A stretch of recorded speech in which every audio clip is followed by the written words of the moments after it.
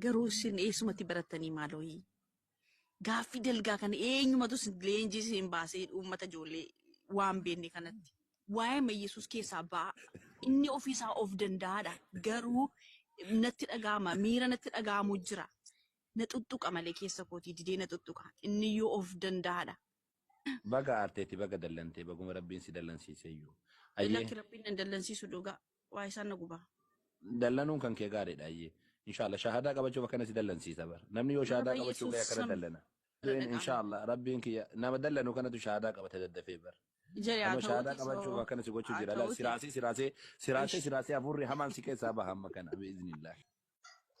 Keessa koo na gubaa waa'ee Yesuus gaafa dubbattan. Maal jedhee dubbadhe Yesuus hin arrabse moo maal jedhame? Yesuus namaa, Yesuus biddee nyaataa. Kanaaftu na aarsanaa abidda gootanii na gubdu kanumaafan gubadha malee waan biraa miti. Lallabuuf immoo dhiiraaf hin jedhamu dubartiif hin jedhamu. Yesuusin nyaataan dhuguma macaafa keessatti nyaata jedhamee jira. Namadha. Yesuusin kittaanataa Phaawulos illee jedhee jira. Qoymee yeroo takka miira keessaa ba'e abbabaay'ee teenyame yeroo takka miira keessaa ba'e. Maqaa Yesuus. Isaan kun tokkoma moo waan garagaraati? Tokkoma waan garagaraati jarri kun. Isaan sadan tokko hojii tokko hojjetu isaan maqaa abbaa, maqaa ilmaa, maqaa Hafuura qulqulluu sadan waaqa tokko jedhama. Okay. Amma isaan hojii tokko hojjetan addaan illee hin ba'an. Addaanis hin ba'an. Okay. Abbaanis Jiguma dhalate yeroo amma takka dhalate Maryaam keessa illee walumaan turan.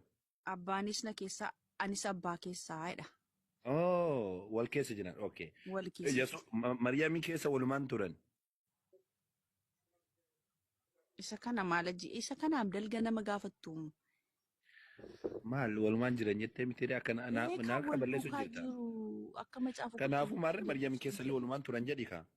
Eeyyeen wal keessa jiru eeyyeen hedditee immoo. Wanni siin jedhe tokkoma addan bahanii hojii tokko qabanii isaan tokkoma maqatu garagara ta'e malee jette.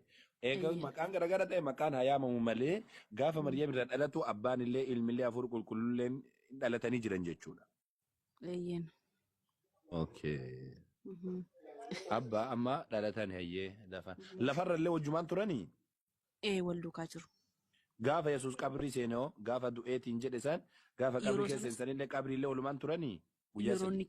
Yeroo inni ka'e jira macaafa quraana keessan keessa jira. Kan du'e sun maaltu du'e? Kan du'e maaltu du'e? Yesuus Kiristoos cubbuu koof du'e. Maalidha uumatu du'e moo uumamatu du'e? Uumamatu du'e.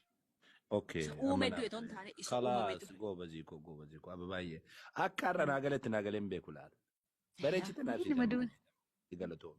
Uumamatu du'e malee uumaan hin duune alhamdulillah. Maaf du'a sila. Du'unni jiraatiin nu jiraatise. Uumaan hin du'u. Waliyaadu billah.